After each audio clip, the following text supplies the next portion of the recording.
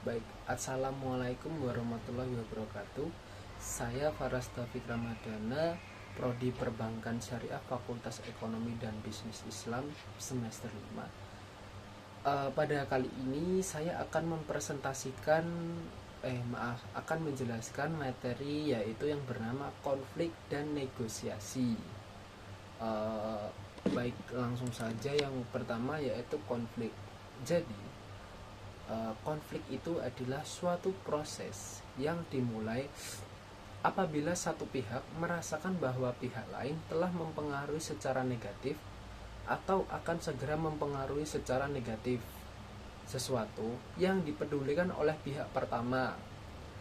Lalu ada juga berbagai macam konflik yang dialami orang dalam organisasi. Yang pertama ada ketidakcocokan tujuan, lalu ada perbedaan atas interpretasi fakta, dan yang terakhir ada ketidaksepakatan berdasarkan ekspektasi perilaku. Lalu selanjutnya ada perkembangan pemikiran, traditional view. Semua konflik berbahaya dan harus dihindari. Penyebabnya komunikasi yang buruk, kurangnya keterbukaan, kegagalan untuk menanggapi kebutuhan karyawannya. Lalu ada human relation view. Konflik adalah hasil yang alami dan tak terhindarkan dalam kelompok manapun. Lalu selanjutnya ada contemporary. Konflik fungsional, konflik yang mendukung tujuan kelompok dan meningkatkan kinerjanya. Konflik disfungsional, konflik yang menghambat kinerja kelompok. Lalu ada locus konflik. Ada 3 di sini. Yang pertama yaitu dyadic konflik, yaitu konflik yang terjadi antara 2 orang. Lalu konflik intragroup, konflik yang terjadi dalam kelompok atau tim. Dan yang terakhir konflik antar kelompok, yaitu konflik antara kelompok atau tim yang berbeda. Lalu ada juga jenis konflik. Yang pertama ada task konflik, konflik atas konten dan tujuan pekerjaan. Lalu ada relation konflik, yaitu konflik yang didasarkan pada hubungan interpersonal. Dan yang terakhir ada proses konflik, yaitu merupakan konflik terhadap bagaimana pekerjaan dilakukan.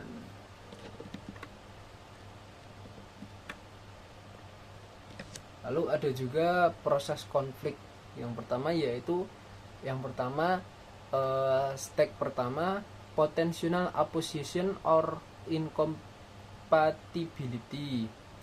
Lalu yang kedua ada cognition and personalisasi. Lalu stake 3 intention, dan yang stake 4 ada behavior, dan yang terakhir ada outcome. Lalu tahap pertama yang potensi pertentangan, komunikasi, semantic difficulties, misunderstanding and noise, struktur, size and specialization of job, jurisdictional clarity atau ambigu. Lalu member atau goal incompatibility. Lalu ada leadership style atau close or partisipasi. Lalu ada reward system atau win atau loss, dependence atau interdependence of group, dan selanjutnya ada personal variable, differing individual atau value system. Ada personality types juga. Lalu tahap yang kedua yaitu kognisi dan personalisasi. Persepsi konflik yaitu kesadaran oleh satu pihak atau lebih terhadap adanya kondisi yang menciptakan peluang munculnya konflik. Konflik yang dirasakan yaitu keterlibatan emosional dalam konflik yang menciptakan kecemasan, ketegangan, frustasi, atau permusuhan. Lalu tahap 3 yaitu maksud. keputusan untuk bertindak dengan cara tertentu, kerjasama, mencoba memuaskan kepentingan pihak lain, ketegasan, mencoba untuk memuaskan kepentingan diri sendiri. Lalu tahap yang keempat yaitu perilaku. Tahap keempat di sini merupakan proses interaksi yang dinamis. Lalu tahap kelima atau dampak, fungsional outcome, konsekuensi yang positif. Yang pertama ada increase group performance, lalu improve quality of decision, lalu stimulation of creativity and innovation, lalu encouragement of interest on curiosity, lalu provision of a medium for problem solving, lalu creation of an environment for self-evaluation and change. Lalu ada juga dysfunctional outcomes, konsekuensi yang destruktif. Pertama ada development of discontent, lalu reduce group effectiveness, lalu retarded communication, lalu reduce group cohesiveness, lalu infighting among group member overcomes group goals.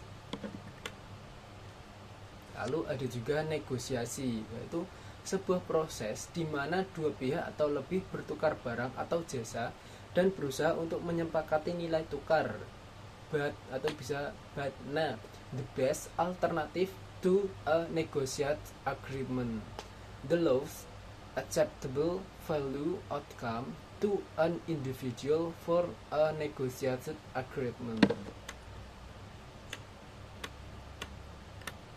Lalu ada juga proses negosiasi.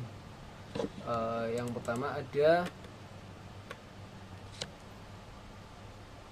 preparasi and planning, lalu definition of a ground rules, lalu klarifikasi and justification, lalu bargaining and problem solving, dan yang terakhir closure and implementation. Lalu ada juga perbedaan individu dalam negosiasi. Yang pertama ada personality trait, lalu moods atau emotion, dan ada juga culture, dan yang terakhir gender difference.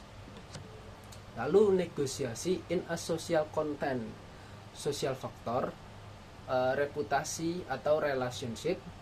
Kalau third party negotiation bisa mediator, arbitrator, dan konsultan. Baik, sepertinya itu saja yang bisa saya sampaikan dari materi konflik dan negosiasi. Bila ada salah atau kesalahan kata bisa dimaafkan.